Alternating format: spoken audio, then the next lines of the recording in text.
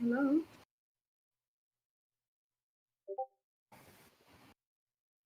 Hello there, and welcome to the Second Life Book Club. My name is Draxtor Dupre, and today we dive into the world of African futurism, which is different from Afrofuturism, and we will learn what that means. I learned it.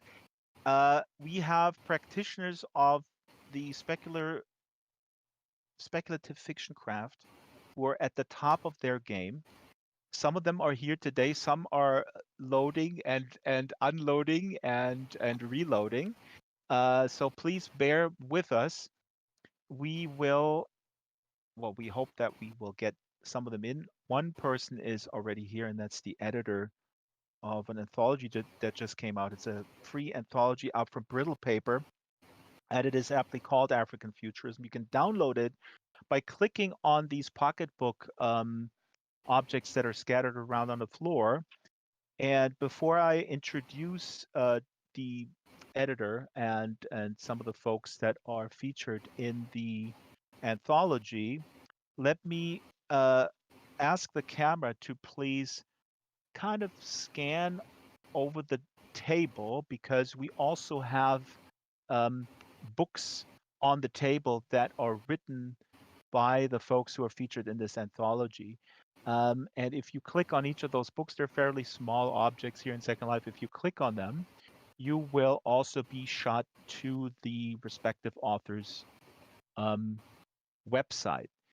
So without any further ado, I would like to actually let's have a little time here for the camera to go over these covers because they're really awesome. And again, the Pocketbook, which is we're not sponsored by Pocketbook. The Pocketbook object has the African Futurism link to the free anthology that has 8 absolutely superb stories written by folks that are of the African continent. Many of them still live there. Some live abroad. Now, I would like to welcome Wole Talabi, who is the editor and also an author in his own right, but the editor of this anthology. Wole, how are you? I'm very good, thanks. Now, you mentioned earlier that you look like your avatar. So we actually we just scanned your body and then we transferred that in Second Life. Can you confirm this? I'm a speculative fiction writer. You shouldn't believe 90% of what I say. The anthology, I have to say, is truly amazing, and we'll get to it. And I hope that we have some more folks joining us. It's possible. Um, Actually, we do. So I'm going over to the other side of the stage, and we have Tlotlo Tsamaase. Tlotlo, how are you? Tlotlo, can you hear us? I'm fine. We have a little I'm bit just of a trying to delay. Yes. connect to speak. Yeah. I think Tlotlo can be heard on the YouTube stream. Um, and so just keep speaking and keep pressing the Second Life button, and we'll cross our fingers that you will be heard. You are featured in the anthology, and you will be reading a little bit later. Let me just ask you up front, how do you like your avatar?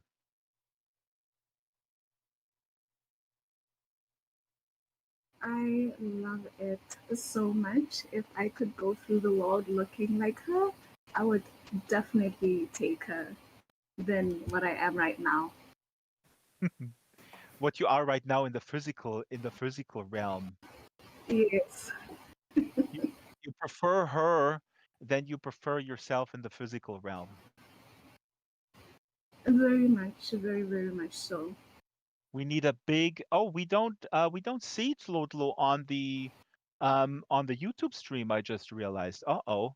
I hope that that can be remedied. So for folks who don't see her, Really? she's yeah, yeah. We will fix that. But so for people who don't know what I'm talking about, Tlotlo is a grayish, wonderful grayish being with a sort of a halo behind her head and some antlers, and also an array of earrings on the side of her head and some spikes coming out.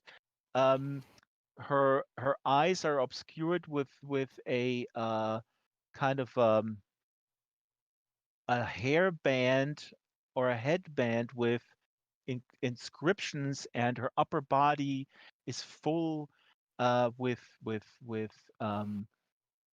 feathers of some kind. It's absolutely stunning. I hope that she will come back. Now, next to Tlotlo is Dilman Dila. Dilman, can you hear us? All right. We can't hear him either. Bummer. Dilman looks very cool. Um, so I guess Vol it's just you and me. We don't have Dilman um, on the audio stream for the stream. Maybe he can join us. That would be fantastic. Uh, Now let's go straight to the big question, Vole. So it's gonna just be you and me until we have it figured out how everybody is on the stream for the streaming audience. And let me just explain: we need our guests on the streaming sound on Facebook, otherwise people can't hear folks. So, um, Vole, let me ask you a provocative question. Why should I, as a reader, be interested in African speculative fiction? Imagine me as a really ignorant reader, and I come to you and say, why would I want to engage with stuff that's coming from your continent? I'm completely saturated with American and European authors. What can you offer me? It's an interesting way of phrasing the question. I think what I would say And is sorry, I want to say one more thing, Vole, and then I'll shut up. okay. I'm completely cognizant not only of the ignorance of this question, but what I hope that comes through in the subtext is that this question could, and maybe it does, come from the publishing industry rather than from readers, or maybe from both. You see what I'm saying? The publishing industry may say, well, we have it all covered. We got spaceships, we got this kind of stuff. We even got American authors sort of like rummaging around in African culture and throw that in. So why would I need you guys? Okay. I mean, to be fair, if someone in any kind of genuine good faith phrased the question that way, I probably wouldn't take them seriously, but I understand where you're coming from. So, why should anyone be interested in African speculative fiction? I think the answer is fairly simple. If you're interested in speculative fiction at all, then you should be interested in all kinds of speculative fiction, and the variety of them, not just in genre, but in the background that is taken to approach the genre. And I think that is one thing that has been traditionally ignored, is the approach that many African writers, including the concerns that they address when they write speculative fiction, that may not be seen by many readers. And one thing I like to highlight in general is that the first purpose of literature is to entertain. I know as writers, we like to glorify ourselves a little bit and put ourselves in the position of we're teaching, And we're changing the world. educating, Yeah. changing the world. All of that is, as far as I'm concerned, all of that is secondary. The first job of art, and literature is art, is to entertain and to fascinate. And that is the primary function, and everything else is secondary. And I think there is genuine entertainment in the way our brains receive things that are unfamiliar to us. And I think coming from a different cultural background, thinking about certain aspects of the world from a perspective that, you know, may not be familiar to the general speculative fiction reader, has its own value. So I would say that is the entire reason for paying attention to speculative fiction from Africa, from Vietnam, from the Amazon.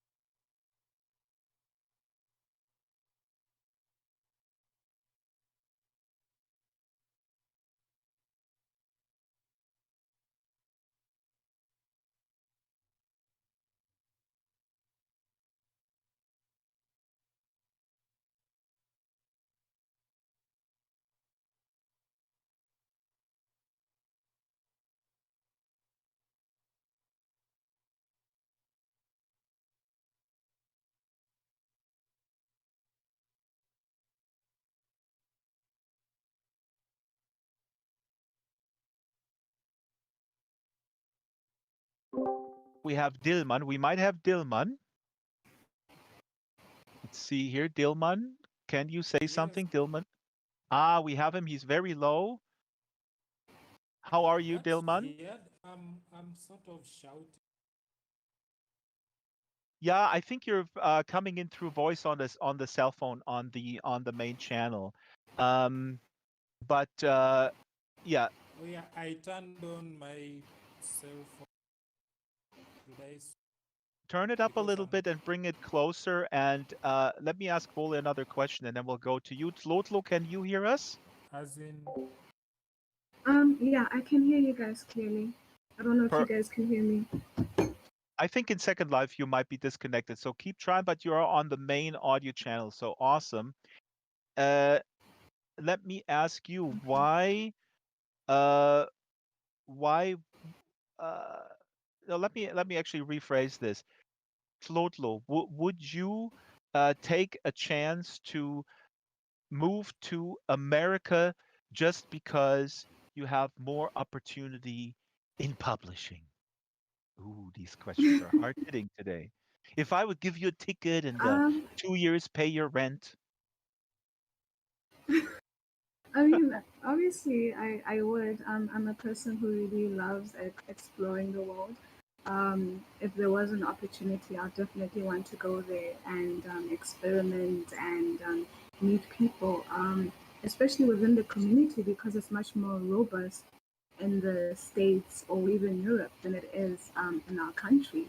So I do feel like there would be much more growth there.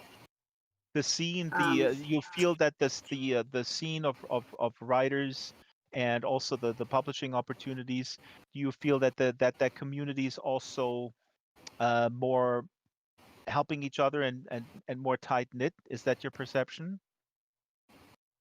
Yeah, and you would probably bump into a lot more people who write within the same genre that you write within.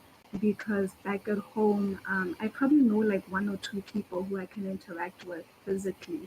Most of the people that I interact with, it's online. So I have Hmm. more literary friends online. Whereas if I was there, we'll probably be able to interact physically and just have a beautiful experience as opposed to here. Is that important? Is that community important for you as a writer? I mean, this may be an obvious question, but I'm serious. I mean, people are wired different ways. Some people, uh, that's completely okay for them to be very solitary and then connect to their work and look around themselves and find inspiration around themselves.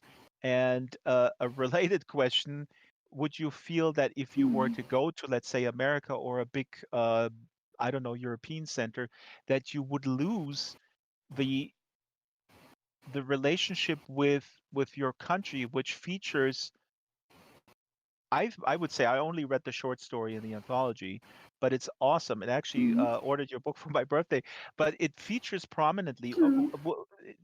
I mean, it's a theoretical question. Are you afraid that you would lose the creative source, the well where stuff comes from I if you mean, live abroad? mm, I mean, I have thought of that, and there are two answers to that, which may be a bit contradictory. But one of them is when you have a community, it does feel like home. Because when you don't have a community here, you tend to feel alone, and there's sometimes really no one who can relate to you with the experiences that you're going through. So once you have people that you can actually talk to, it will feel like home. Mm-hmm. And then the part about using the cultural aspect or these things that sort of influence the way that you write. If you are in a community whereby you're interacting with diverse people who come from also other different cultures, you will actually learn and seem to find similarities between your cultures. And I don't think that I'll probably be the only African there. I'll probably have to look hard to find one, because I've noticed that sometimes you would find South Africans there who our cultures are quite similar, people from sub-Saharan Africa. So I think if you really work hard to find that community, you won't really lose that cultural aspect. And I mean, you'll also keep in touch with home. It's not like you'll be just leaving home and you close that door You completely. you won't be completely assimilated and be gone. Oh, we have Tendai Huchu here. He can't hear us, but he looks absolutely fantastic. Look at Tendai, amazing. So let me bring up a slide here, and uh, the term African futurism was coined by Nnedi Okorafor, who I don't know, she's I guess the major star of the scene. She lives in America. I actually don't know if she's first generation or if she moved there as a young child from Nigeria. You guys enlighten me, but basically she defines the term African futurism is concerned with visions of the future, is interested in technology, leaves the earth, skews optimistic, is centered on and predominantly written by people of African descent, Black people, and it is rooted first and foremost in Africa. Is there anything you want to add to this, Wole? I mean, I think it's pretty clear how this differs from the term Afrofuturism, but if you want to elaborate a little bit on it, I think Afrofuturism is something. I mean, that's a term that's been around since the 60s, I guess. But what I understand is that that really depicts primarily African American culture that takes aspects of their African heritage, but is then produced and lived out in other countries other than Africa. Right.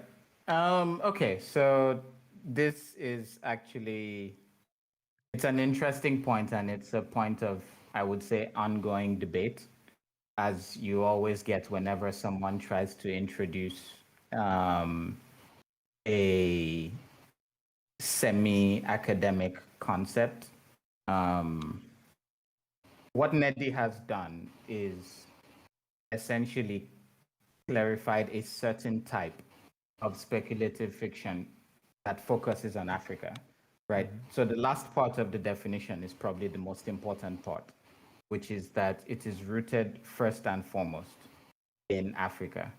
And I think there has been maybe a bit too much, I would say almost needless debate in terms of positioning African futurism as being against Afrofuturism, as being distinct from it.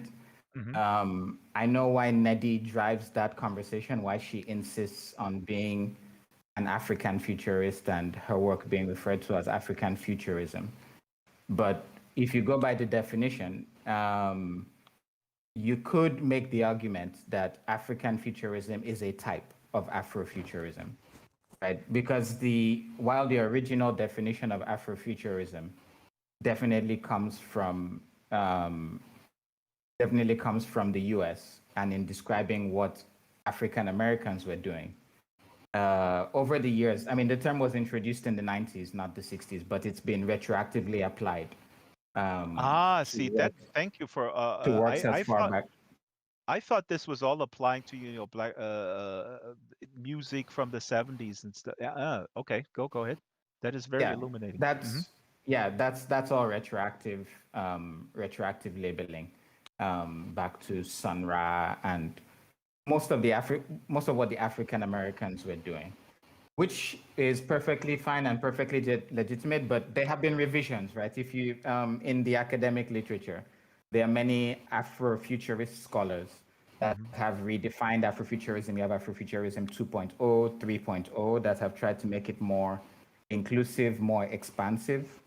And if you go by the modern definitions of Afrofuturism, let's say Afrofuturism 3.0, African futurism is a kind of subset. But I think what Nedi is doing and where it's useful is she's trying to essentially cultivate a certain socio-cultural clout that Mm. Africa has and stake a clear claim for it. Um, because what will generally happen is because of proximity of African Americans to America, right, by definition, those voices dominate the discussion of Afrofuturism. Right. And you essentially get, I mean, the classic example is the example Nedi uses regarding Black Panther, the movie, Oh boy, right? I saved that for Where, the end of the show because I well, want a provocative out. Black Panther, good or bad? But go ahead, go no, ahead. I mean, it's not about good or bad. It's about focus. Um, Wole, we are on a very binary show. We can only have good or bad. There's no nuance here. I'm kidding. yeah, unfortunately, you have the wrong guy. I don't do binary. Um, but yeah, so the classic example is Wakanda is an African. It's supposed to be a reinterpretation or a reimagining of a possible African future, and yet somehow, when they decide to change their geopolitical stance that they've held for apparently centuries, the Hmm. first thing they decide to do is set up an outreach center in Oakland, not Mm. in nearby Nigeria or Kenya or Uganda or any of the other million countries nearby that could possibly need the help. So it's a matter of focus, right? Because of course Black Panther is written by African Americans, so that is their focus. And there's nothing wrong with that. But there is a value in thinking about it from a specific African point of view because right now on the continent, not historically, but right now on the continent, there are certain challenges, certain perspectives, um, there's certain active things that are going on that African writers are writing about, thinking about, engaging with, and that needs to be thought about in a specific and clear way. And I think certain stories are African futurist stories because they literally do what it says on the tin. They're thinking about the future of Africa or the speculative future of Africa and Hmm. possible futures for Africa. So, yeah, without going too much further into that, I would say that is the key takeaway from all this is if you're interested in extrapolations of Africa's past into the future, alternative imaginings of Africa, or just thinking about concerns about things that are happening in Africa right now through a speculative lens, then African futurism is more likely the specific subgenre that would be interesting to you. We actually have another slide with a quote of you, and I actually have that slide with Oakland prepared. I'm uploading it now. I just crashed. I'm back. I apologize. So for the folks in the world, I'm back. But also we have Tlotlo back, and people are commenting on Tlotlo being a gorgeous avatar. There's actually two comments here on the YouTube stream. A person says in response to what you said, Lotlo, about like, yeah, I could go to America or somewhere else for a while, Mm. and that person says, no, don't do it. We want to move. We want to move there. Do it all online and stay safe in Africa. Tavia says, and then he also says later on, Black Panther lifted us and made us feel a bit more connected to Africa. I'm assuming this is a viewer here from America, but most of us do not know what part of Africa our ancestors lived. So that's a comment here from the YouTube stream. If you have comments in Second Life, just please post them again.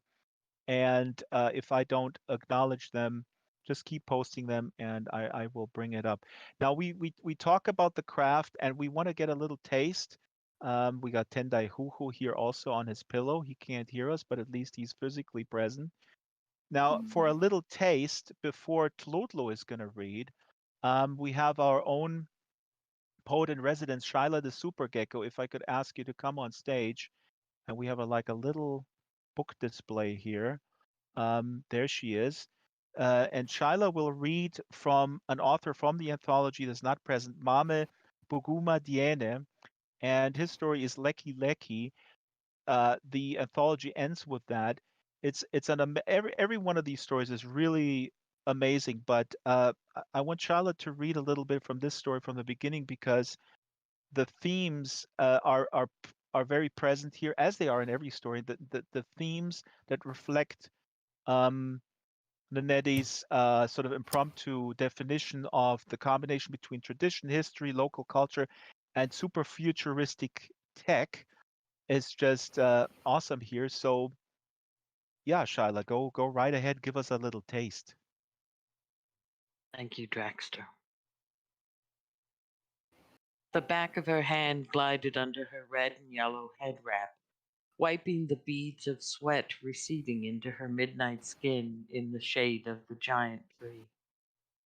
Wind rustled through the leaves and whistled through holes in the trunk, through the shrieking of bats buried in crevices, bothered in their sleep. Jald dipped her painted fingers in a wooden bowl, relishing the fresh feel of water. She sprinkled droplets on the roots digging deep into the cracked and dusty soil, sucking her fingers for a fleeting taste, and repeated, singing in a light melody under her breath, Sukobi and Mobwe in Nien. She knew the tree could hear her and know her love. At times it felt as the trunk pulsed like a wayward heart, that somewhere in the calcified bark the memory of sap bled pungent dreams. Goto imen faf yo on leke. The behemoth rose above and around, branches long as it was tall, like 20 men or more, wide enough to dance and spin on, though Cheek never wanted to. Children and grown-ups, come with me. There was so much it had seen, so many secrets, though the centuries of patience and sheer will for life, so much she would share with it soon, that the whole village would share. May every one of us plant a tree. Still singing that old song?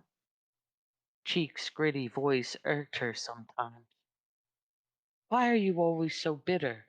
She asked, dusting her hand on her dress and rising. He looked into the large oval hole in the trunk, large enough for a tall man to step into its caves. It is old, he snapped.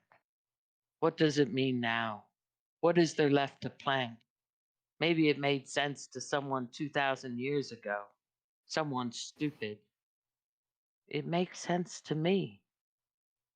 I didn't mean you. I meant Cheek didn't finish his thought, and Joel wasn't sure she wanted to hear it. He picked up her bowl and walked back towards the village together. She hadn't seen time fly as she cared for the old Buka. Twilight was dying on the edge of the earth, the village lights blinking the stars out one at a time. The call to prayer rang from the minarets. Joel saw other villagers hurrying home before the protective dome rose against the evening storms.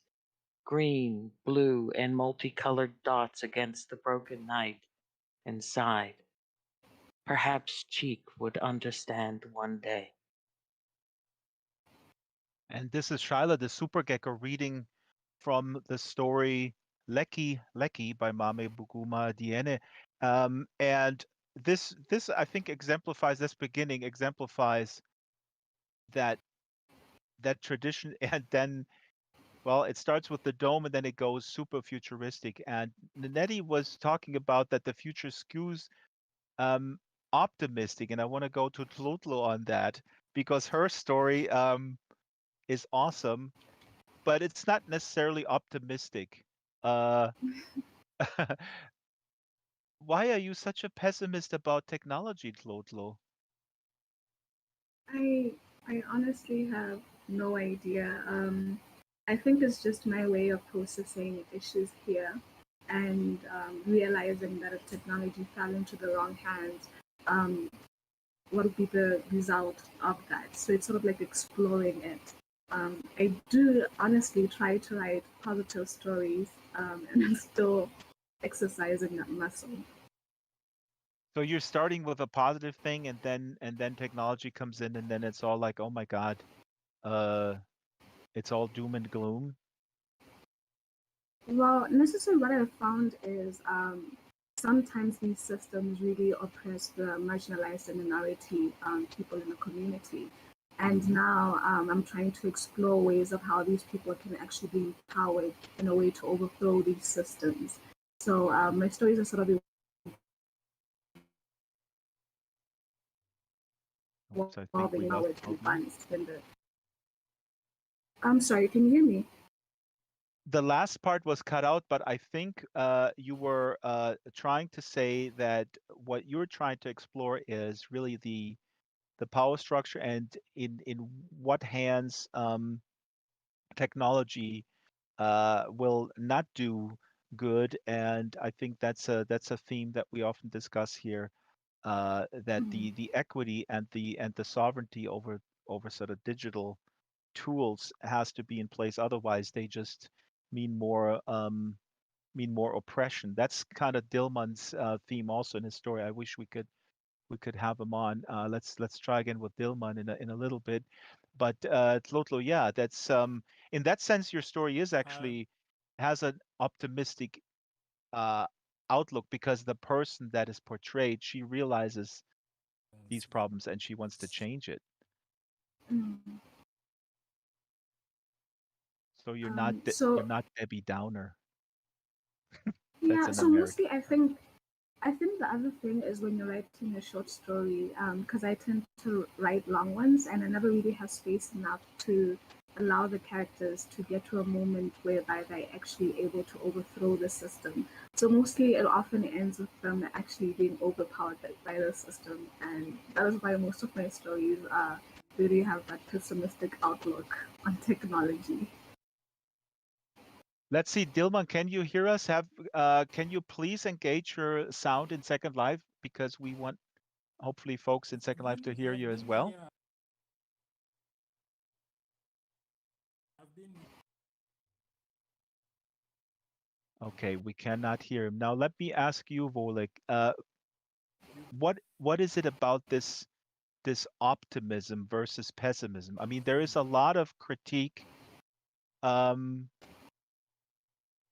about sci-fi being in a way obsessed with apocalyptic themes that really are not resulting in agency for the reader or in sort of energizing them to change something, but to sort of dwell and I don't know, not enjoy the chaos that's depicted and these apocalyptic scenarios, but also kind of disempower them. What is your take on that, broadly speaking? I mean, broadly speaking. Okay, so before I get into that, I just point out I could hear Dilman just now, and I see in the chat several people in Second Life can hear him as well. So maybe we can jump back to him soon. The problem is we But need him on the mainstream because the main audience is on the web, on Facebook, Twitter, and on YouTube. I'm aware that fine. Dilman can be heard in Second Life, but we do need Okay, him on the mainstream. Otherwise, we won't have a record of him. Go ahead. understood. Okay, so broadly speaking, I think the simplistic answer is that apocalyptic or dystopian or negative skewing stories about technology are fairly easy to imagine and fairly easy to tell. Mhm. I think it is much more difficult, and I can say this from experience. It is much more difficult to be optimistic without coming across as naive. Mhm. Um, Mhm. Or and I boring. I think, actually had people tell me that it's boring from a reader's perspective. Like, I don't want these scenarios. They bore me. I want action. So there is a perception among some readers, I think, that when you develop a scenario, a positive or a, you know, utopian quote unquote scenario, that doesn't make for good drama. yeah, I would disagree with that point of view completely. I think what drives drama is conflict, and there are many types of conflict, and it doesn't always have to be world-ending. Um, Environment is destroyed, last hope of humanity kind of conflict. You can have philosophical conflicts. You can have conflicts of approach between two people that agree on the same basic idea, but are conflicted in how it should be approached. And this is one thing obviously it's not African, but I used to watch the Star Trek The Next Generation. And this is one thing I think maybe 30% of the episodes really got really well. Hmm. There were roughly 20 to 30% of the episodes, they knew how to find conflict without making it apocalyptic or negative or always implying something terrible. There are entire episodes about two people that cannot communicate simply because they speak the same language, but they want to communicate with each other. They're not fighting each other. There is no enemy. They're just frustrated with the situation, and they're trying to figure a way out of that, a way to get to talk to each other clearly. And that process of discovery can be interesting. And to me, that's what I find most interesting with the positive skewing. Obviously, not every African futurist story is positive. You see in the collection as well, it skews positive. So majority of them are, but not all. Um, but what I find good about the optimistic stories is that they find a way to generate a sense of discovery. And that can be just as exciting as any sense of destruction or impending doom, or huge, larger than life conflict with some other group. Um, so I Very, think yeah. I think there is definitely there is space and scope to to hope and to be a bit positive while being realistic. What I think is really challenging is doing that without coming across as naive. Yeah. And that is where it's tricky, because in order to be positive and hopeful without being naive, you need to have a good understanding of the realistic problems that people can run into, Well, you have but to do your also, homework. It's a lot easier to be a doomsayer. I mean, even in casual conversation that I have when I walk the dog and I talk with other people, and you present, let's say, just theoretically in normal conversation out on the street, a different economic scenario that is not this, destructive neoliberal paradigm. People have called me very naive. Oh, you can't just do that. Or I'm sorry, I don't want to make this about me, but last week I had a conversation about nationalizing Lufthansa because of what they did during the pandemic. And, just as a, uh, as a good deal for all German citizens, with all the help that Lufthansa received, and I wanted to open the door to that conversation, and I was immediately sort of shut down as like, "Oh, you're crazy, you're naive. The government can't run Lufthansa," and that was the end of that. But anyway, I digress. Yeah. Uh, yes. So I think definitely there's something to be said for the level of excitement you can get from a really big conflict. You know, the aliens are coming to take over. We have to fight them. There is something to be said for all that. But at the same time, there is something to be said for the value of stories of just discovery, of people learning to work together, working through their conflict. There's not enough of those. And I think it's partly because they are harder to do in a plausible, non-naive way. But definitely harder to do. Uh, let's. I'm gonna try to see if Dilman is on the main audio channel, which is awesome. Let's hope that he can hear us. In the meantime, Dilman, I'm gonna pose a question, and in the interim, Tlotlo, if you could walk forward to the book display that I'm bringing up. I'm bringing up a book display here in the front stage, so you can just stand up and walk forward because we would love to have you read a little bit from your story, from the anthology. And the question that I would like to pose to Dilman is along what Wole just said. Do you?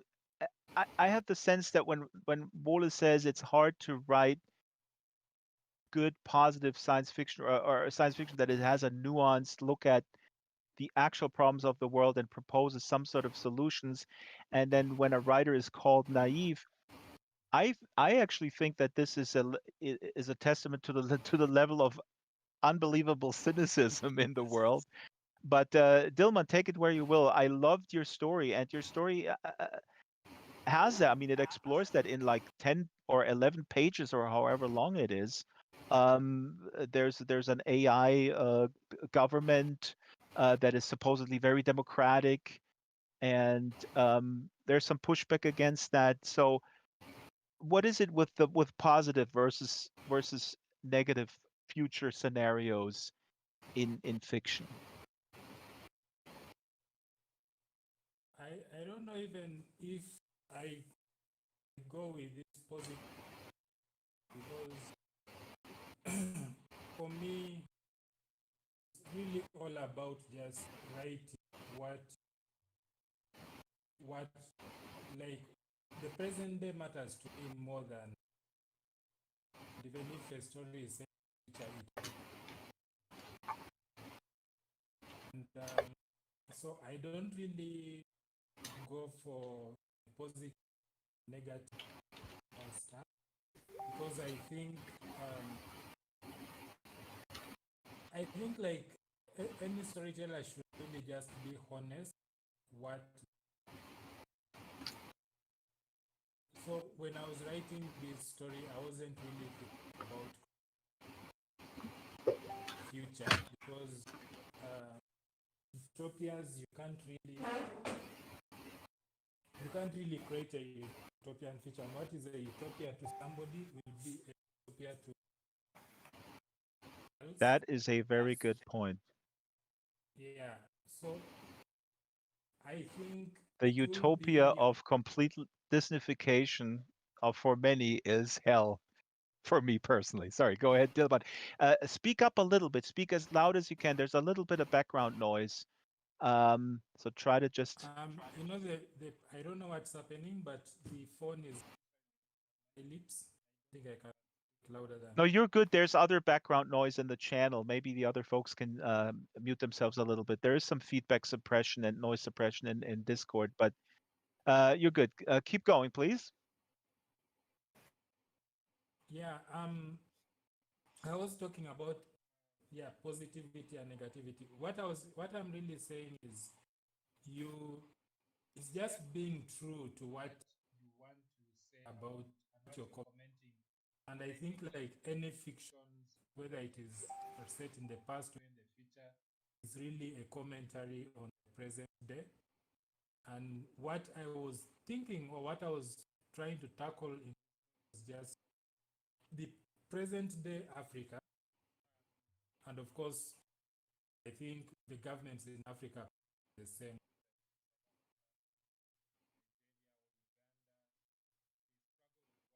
And that is the concept of democracy, Hmm. corruption, tendency, power. I don't see any of that is not tainted by any of these things. And that's really what I was trying There to is tackle in my Dilman. story. I can hear you, and you're making such an awesome point. Unfortunately, there is so much noise. If I could ask the other folks to mute themselves while Dilman is talking, because we cannot get this feedback suppressed. There's some background noise from Tlotlo and Wole. Please mute yourself while Dilman is talking, and then you can unmute yourself.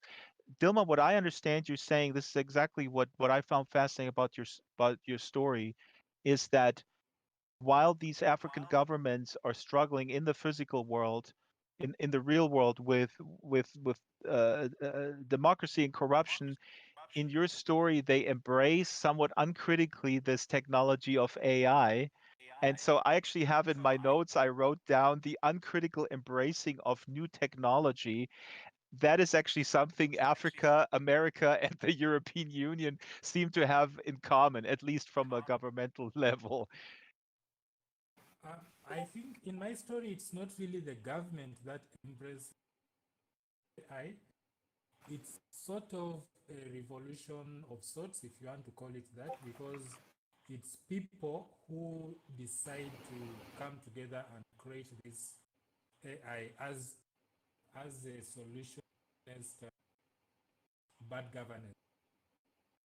And what happens is that one of the former presidents tries to sabotage the system, tries to make it work instead of making it work for people. But I think if you look at very technological innovations within Africa, especially with regards to phones, it's very much a thing about people or about systems coming up to handle or to what's coming up to solve problems that like if you look at mobile money started because the vast majority of people in this country do not access banking, they don't use credit cards, but they all have phones. I mean, not a smartphone, but just a phone, and they can all buy airtime. So at some point, somebody decided to put money in phones. We have a banking system. This is an I'm African sorry, solution. I have to cut you off, Dilman, because we just don't have consistent audio, and the resulting record of this will we just we have to do this another time. We'll have you back, Dilman, because this is so fascinating. What you're saying, but I just can't in good conscience because people cannot hear you. We don't have a consistent volume here, unfortunately. But when you come back, then we'll go a little bit more in depth about this. Uh, I hear what you're saying. Let me briefly summarize, and then let's go to Tlotlo because we only have 5 minutes left in the show. Um, you're pointing out um, the wonderful power of technology in terms of cell phones, connectedness on the African continent, and also use for finance. Your story, Yatmandit. I'm sorry. This is funny how I guess as a reader, I encourage everyone to read Dilman's story. Well, I encourage everyone to actually pick up the free anthology right now if you don't only have it from Brittle Paper and dive deep into every story. But Dilman's story is, uh, uh, in its shortness, it's an incredibly nuanced look at um, or at least you can read into what what AI can or can't do. Okay, so we have Tlotlo now. So Tlotlo, you're reading from a story that is called Behind Our Irises, and it takes place in your home country, Botswana. And at the center is a young struggling gig worker. That's what we call it, gig Oh, worker. It's awesome, Claude. Let me tell you, gig worker, you have freedom, you have flexibility, you can do what you want. You're not shackled. What is it? You're not uh, tied to like a job where it's like with job security and such. Um, mhm. that's really boring because you want to design your own life, and then something happens with that. Do you want to give anything more away, or you just want to read? Set it up any way you like. Okay, I'm gonna read from Somewhere Halfway, and this is basically about a young woman who is desperate for jobs. She's been out of a job for a couple of months, and finally she becomes employed, and she's given about I think 3 months of time before they officially hire her. So I'm just going to read from halfway in the story. Ghislaine drank 3 bottles of wine before sunset, and the manager Alifal Isang advised the company driver to take her home. I'd also guzzled too many glasses of wine, and even though I was not in as bad state as Ghislaine, I hurried to the office's unisex bathroom to relieve my persistent bladder. I stopped when I saw my colleague Yabokamitani bent over. His head dipped into a sink full of water, hands grappling with the rim. I yanked him up. He suddenly his braids slapped me. What the fuck was going on today? He gasped for air, stood against the sink, and stared at himself in the mirror, with dark trails of mascara running down his face. He was crying. I was whiplashed, like I was at a funeral come party. What's going on? Are you okay? I asked, forgetting my needs to pee.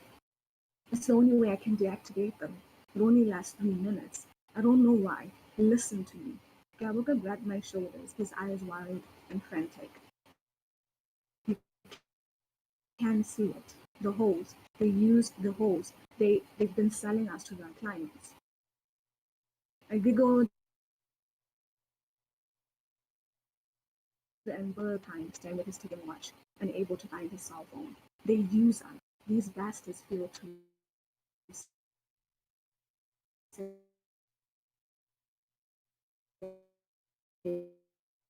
and comfortably focused on his assignments, mostly managing the social media pages of our clients, photo shoots, booking influencers and models, etc.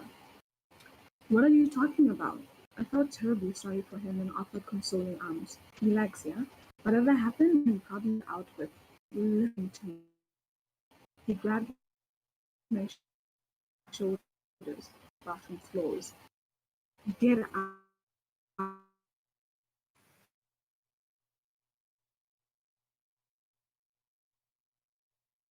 We have to He typed already abandon this, Tlotlo, because the sound is cutting in and out. Let me just say, I apologize. This is of course frustrating for everyone involved, and we have no power over the internets and the infrastructure, and it is what it is. Tlotlo, let me just say from your story, to give a little appetizer, this young woman, and from the section that you're reading, she witnesses this guy who's trying to who's putting water in his eyes, and who is alleging that the employers are somehow accessing the the the person inside, what is inside the person, through um, technology that they implant into their brains when they get a promotion. So the workers get a promotion, which is desirable. And the downside is that there is, and I don't want to give away too much, that there is a type of surveillance mechanism, but not only that, it's really a convenient extraction mechanism, which is perfect for, well, for the colonizers. Colonizers are gonna colonize, they're gonna extract value, and they're going to extract cultural genuine cultural uh, creations and commodify them. And your story is absolutely amazing. Um, yeah, Oh, thank you so much, Rex. Thank you. it's Wole, do you see her story? And we can go over a few minutes and then we'll do our post game conversation. But Wole, do you see Tlotlo's story as as a good example of something that has describes a really dark and actually quite realistic, albeit exaggerated, sort of like status quo of the capitalist hellhole, but has a positive outlook? How would you characterize that story? Well, I'd characterize it as a very good story. I knew you were gonna say Uh, that. No, no, it's great. Yeah. I mean, As your paradigm, it has the to be minute entertaining and good before it has to be, enlightening, or I don't know, changing the world. Yeah. exactly. And the first time she showed me the first draft, I could see all of that, right? All the interesting ideas, and it was entertaining to read. I think yes, it is. It is in many ways a critique of modern life, which I think applies almost universally to pretty much any urban. You could take it to almost any urban environment, right? Any kind of gig worker in the big city Yeah. could relate to it, but there are certain aspects of it that are uniquely or specifically African and specifically Botswanan, but applied generally. And to me, those are the best stories that are both specific and universal at the same time. And I think Absolutely. those are also the best kinds of African futurist stories that are uniquely African, uniquely representing whatever culture they're extrapolating from, but at the same time contain those universal traits that all of us love to see. And yes, it is an interesting critique. The end, I don't know if I should comment too much on the end because we essentially worked on that together. I think we went through quite a few drafts of that story before settling on the end. So it's a bit like asking Ah, me if I think. Basically, it's like asking an insider for his opinion. It's not. It's an. It's not a. It's not an unbiased opinion. It is. mhm. It is very biased. Very But I interesting. I think can only imagine what Tlotlo was, where the end was going with her, there was. and yeah. Go ahead. I mean, it is her story, right? All the elements all the core elements came from her. Um, but I think yes, that little hint of hope at the end that the person is aware of what is happening to them Hmm. and resisting it, however successfully or unsuccessfully. Um, that I think is an important element of the story. I think it's Um, exactly, and that's why this is such a good example. And sorry to step in here, Vole, because this is the kind of, I think, activating little kernel of stories that, as a reader, you don't feel hopeless. And I mean, it's very, there, it's very open ended that way. But there's this tiny little thing that I think makes a huge difference. If I imagine I'm a young I would be a young person today, and I look at this bleak future, and I see this kind of story that describes maybe my life with a shitty job where I'm exploited left and right. I have absolutely no prospects to get out of it. Um, and then there is this hinting at, wait a minute, I see through it, so that's more power than not seeing through it. I'm a little bit I'm one step more enlightened than these other people, and that makes me maybe a person that could help others get out of this. I guess that's my interpretation. Correct. And I think since we talked about it a little bit, Now we gave I just want everything to, away, and people not gonna read it anymore. uh, God damn it. I Yeah. I just want to quickly mention the difference between progress and utopia. I think almost everyone, and like Dilman rightly pointed out, pretty much any utopia is somebody's dystopia. Hmm. And I think the idea of science fiction writers or speculative fiction writers, whenever they think, oh, I want to write a positive story, they think it has to be a utopian story. It doesn't have to be. It just has to be progress. And progress Hmm. can be a matter of degrees, right? So you're critiquing the current state, right? Even metaphorically or otherwise, but highlighting that even awareness of what is going on to you and a willingness to fight is progress. Hmm. You can imagine a world where we still have a climate catastrophe, we still have bad governments in place, but people are actively resisting, and that's progress, and that is positive. Progress is always positive, right? Um, as my boxing instructor likes to say, we aim for progress, not perfection. As long as you're better than where you started, we've achieved something. Ah, that's a wonderful quote. Even better than the quote of you that I have on the slide that I showed earlier. But it's similar. I'm bringing up the slide again. Camera, please cam on it. Uh, Encouraging readers from around the world to actively engage with African traditions of thought, of science, of philosophy, of history, of dreams, of being.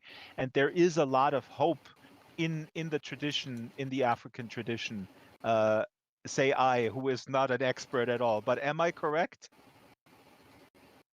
I would say um, I wouldn't make such a broad generalization. Yes, many African. As a white guy, I'm looking to Africa for, getting us out of this mess. Come on, give me some hope. Yeah, there are many African cultures that emphasize things that are definitely positive, that emphasize community, that emphasize a sense of everyone progressing together as opposed to competing with each other.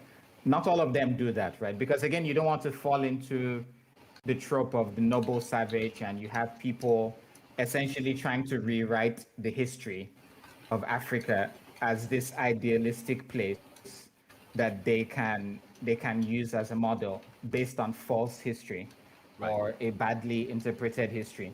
The truth of the matter is there was every kind of thing in Africa, and there still is. You have skyscrapers and you still have people living in huts in a farm.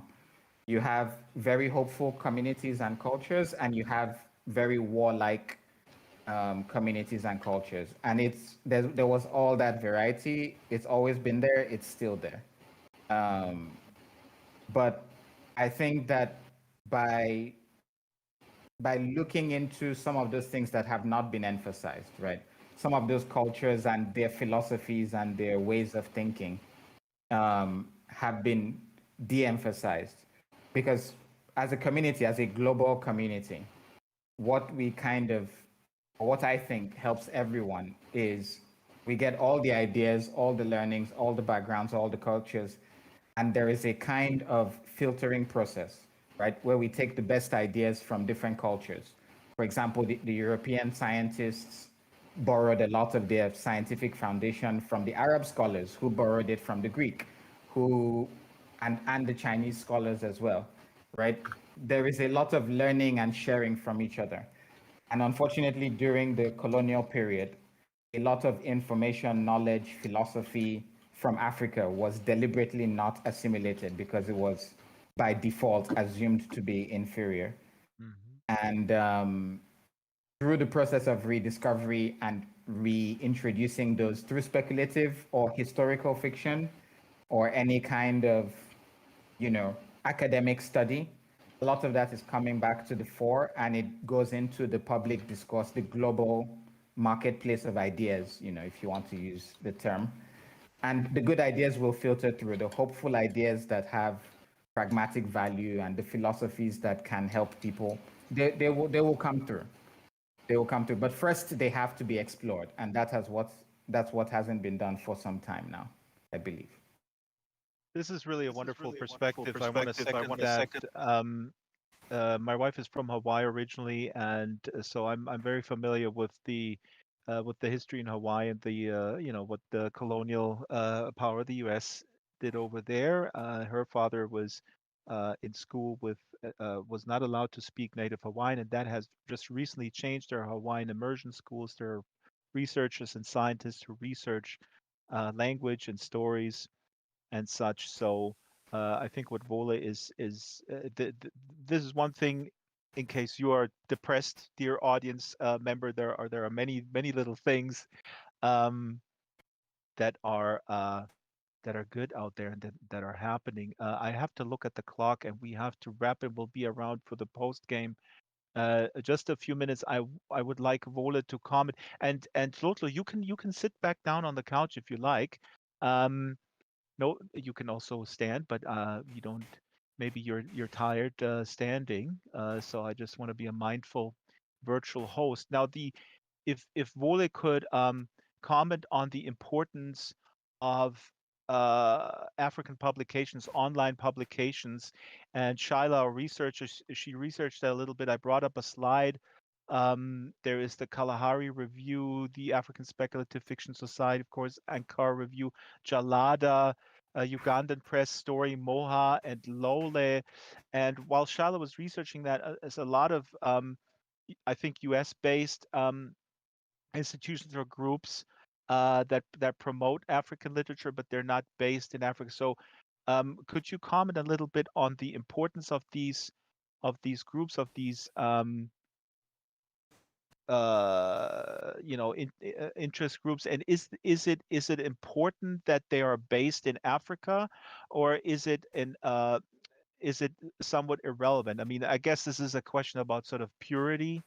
Um, which I guess I can predict the answer is like, okay, if they are generally are interested in promoting African literature, who cares if they're based or were founded in Chicago by a researcher or if they're based somewhere in Uganda?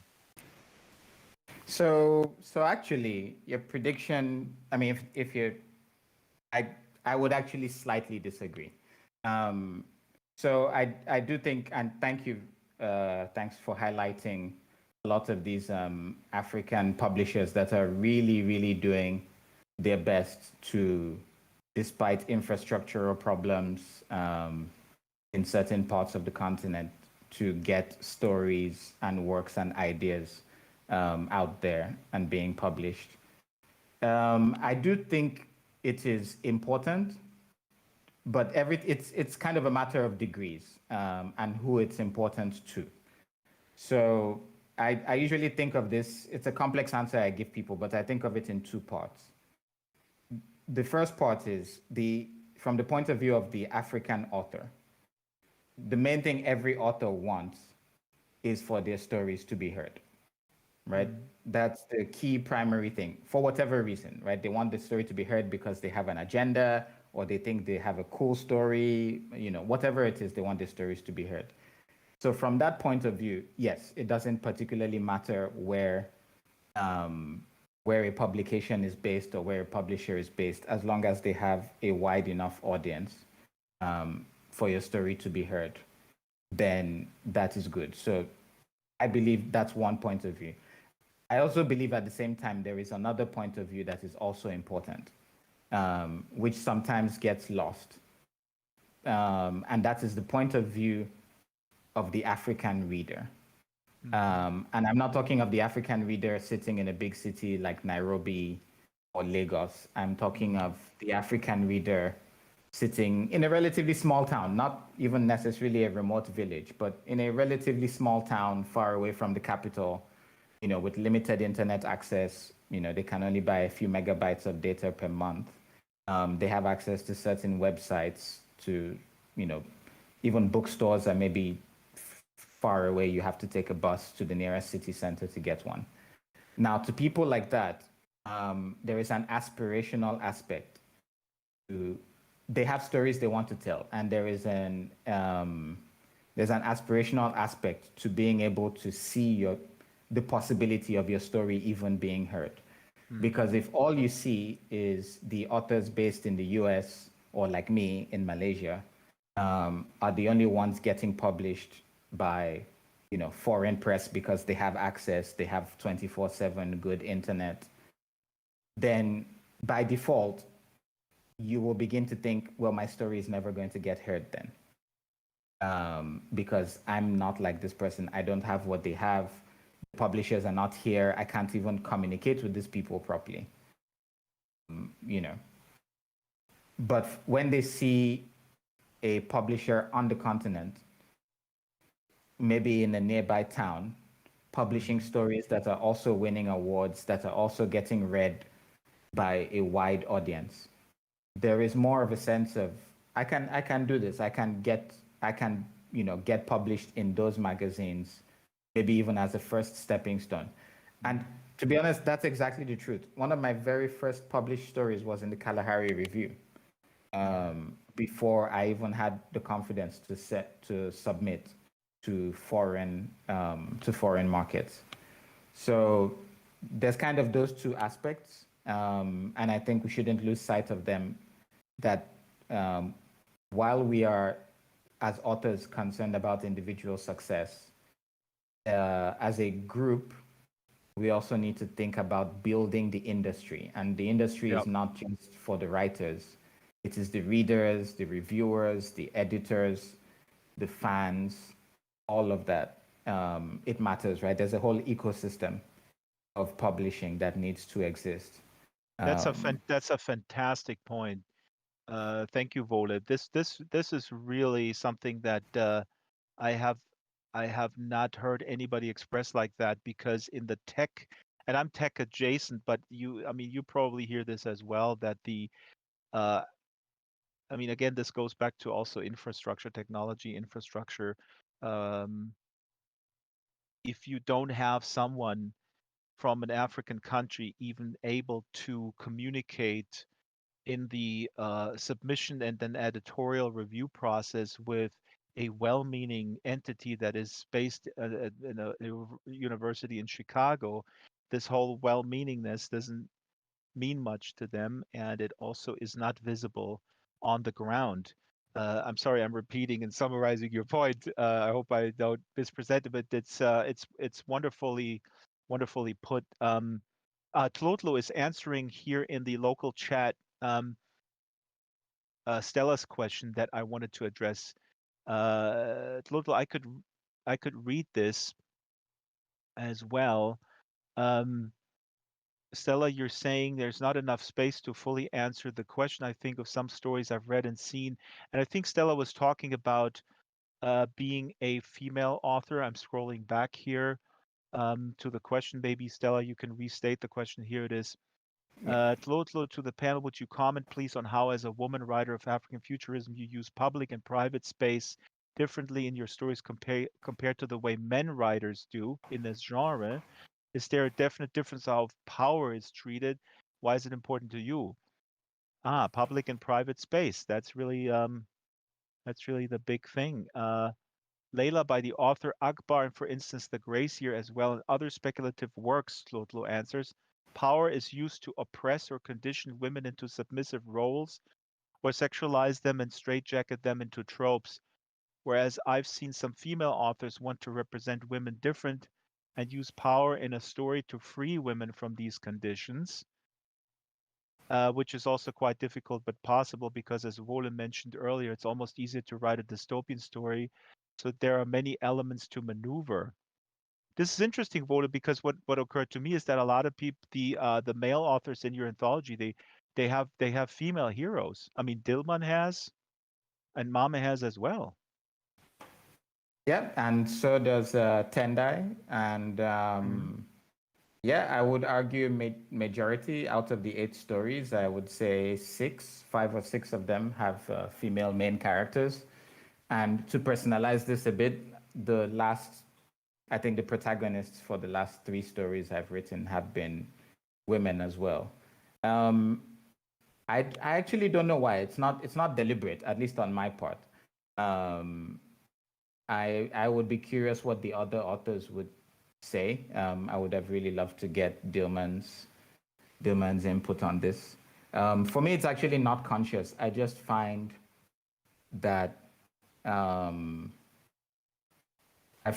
when I'm writing stories that are a bit more nuanced in thought, I kind of almost default to a female voice, and I Mhm. don't know why. Mhm. So it's an interesting point. I don't know. If Dilman, if your audio is good enough, Dilman is completely gone, unfortunately. We will I will organize a follow-up where it's anything also you want to say more. about that? Dilman is not with us. He's completely gone, Oh, but I will work on a right. follow-up and also a more agreeable time zone for you, Vole. I promise you. We will arrange a time zone where where I'll be up, have to get up at 2.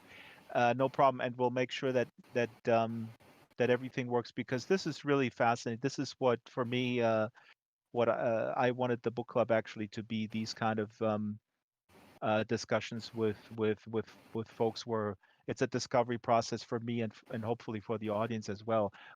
We're 20 minutes over time. We're gonna get totally killed. Tlotlo, you have the last word, and then I have to wrap up the show. Tlotlo, are you okay with men like Vole, basically treating onto your territory, taking strong female characters? Honestly, I have no problem with that. I think just the only issue that I have is that women are mostly represented in just submissive ways, and it tends to become a stereotype. So it would be nice to sort of see them in the different variety of rather than always being submissive. It'd be nice to see them as a villain. It'd be nice to see them as a murderer, for instance, in all these incarnations, rather than just one typical way. So, I mean, there's some new authors that I enjoy who write from a female's perspective. So, Mhm. there's no issue there until it becomes problematic. That's only when it becomes a problem. But I guess it's a good sign that more men are exploring writing in female voices that are way more nuanced.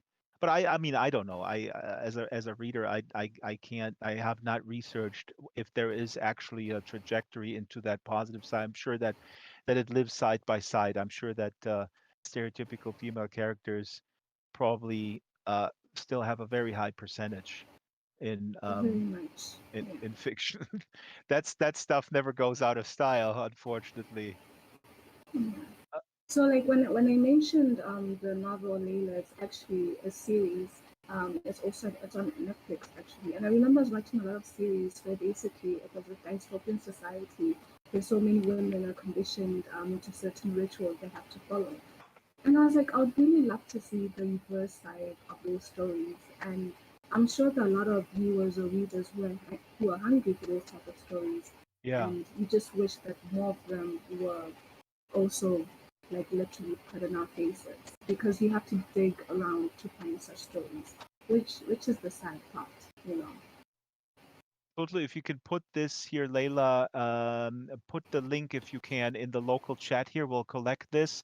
We're over time and out of time, and we just scratched the surface on this wonderfully rich treasure trove of stories with awesome people. And we didn't have Tendai, who also has a great story in the voice of an old woman in a village and describing her village life vis-a-vis the extraction madness of her own grandson wanting to aspire to extract stuff. And uh, I'm digressing. I gotta wrap it up. I had so many questions for Vole about the three body problem, but let me just say, we're actually going to start the three body problem weekly discussion on September 3rd. Now, this is Xi Liu's trilogy.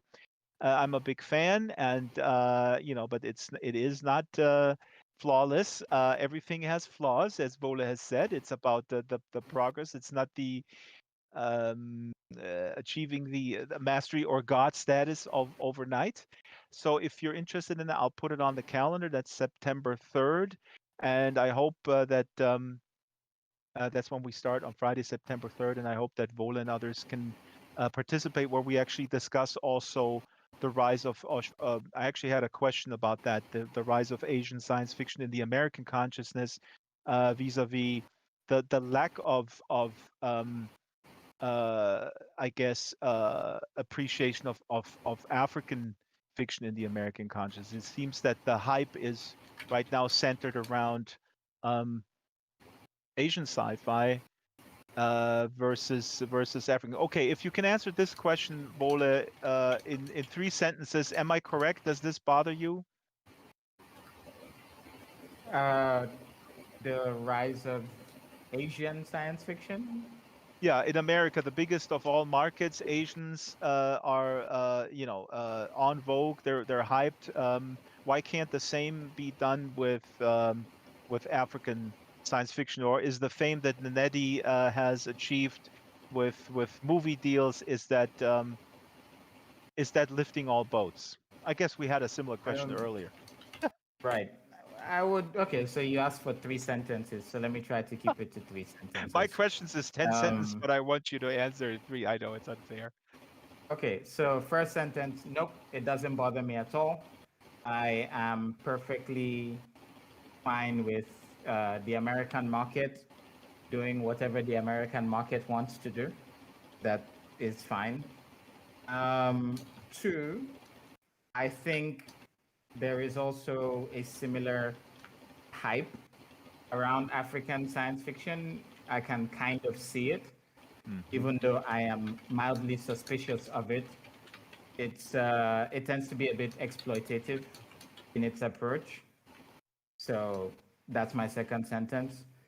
And the third sentence is, like I said before, it's about progress, not perfection. So as long as people are interested in, as long as people are interested in African science fiction and the stories, we will work with them and we will do our best to make sure that the exploitative nature of telling stories is minimized. So, yeah. Wow, Wole is fantastic. I will hire you when I'm back on terrestrial radio where we actually have to adhere by the clock. I have completely lost that ability. Um, Thank you, everyone. Thank you so much, Tlotlo, Wole, and also Dilman, who was here earlier, and Tendai. Thank you so much for coming. Please put in the local chat what you're reading right now, and then we'll put that on. We'll find a way to archive that and share it. The Second Life Book Club is every Wednesday, 12 o'clock Pacific time, which is the same as SLT. Suggestions go to slbookclub@draxtor.com. The show is produced by Isabel Sharin, Shala the Super Gecko, and myself. The location manager, master builder is Ruby Geek. The avatars are primarily made by Ruby Geek now.